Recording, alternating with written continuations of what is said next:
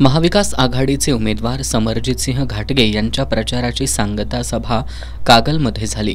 या सभेत बोलताना राष्ट्रवादी काँग्रेस शरदचंद्र पवार पक्षाचे प्रदेशाध्यक्ष आमदार जयंत पाटील यांनी कागलमध्ये परिवर्तनाचा मोठा अंडरकरंट दिसत असल्याचं सांगितलं। वडिलांसमान 84 वर्षाच्या योद्ध्यानं सदाशिवराव मंडलिक यांचा रोष पत्करून मुश्रीफांना सर्व काही देऊनही पवारांच्या पाठीत खंजीर खुपसण्याचं काम त्यांनी केलं।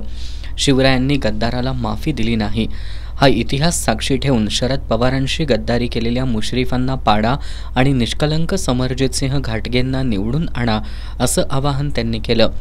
मंत्रिपदाची चिंता करू नका, समरजित राजेंना मंत्रिपद देण्याचा शरद पवारांनी पूर्ण ताकदीनं शब्द दिलाय असंही त्यांनी सांगितलं।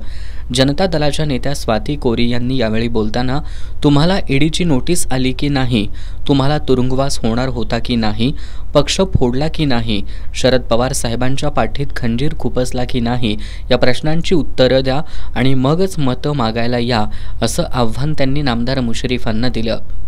सरोज पाटील यांनी आपल्या भाषणात आपण सर्वजण लोकशाहीवर प्रेम करणारी मंडळी आहोत, आमचं रक्त स्वाभिमानाचं आणि देशभक्तीचं आहे, आमच्याजवळ गद्दारीला थारा नाही असं स्पष्ट केलं।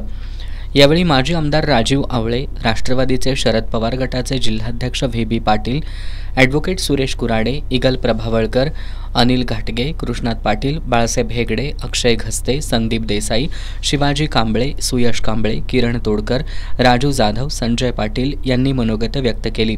या सभेला प्रवीणराजे घाटगे, कर्नाटकचे माजी ऊर्जा मंत्री वीरकुमार पाटील, बाबासाहेब पाटील, नवोदिता घाटगे, नंदितादेवी घाटगे, राजे वीरेंद्रसिंह घाटगे, श्रेयादेवी घाटगे, ॲडव्होकेट दिग्विजय कुराडे, संभाजी भोकरे, सागर कोंडेकर, शिवानंद माळी, अभिषेक शिंपी यांच्यासह महाविकास आघाडीचे पदाधिकारी कार्यकर्ते मोठ्या संख्येनं उपस्थित होते।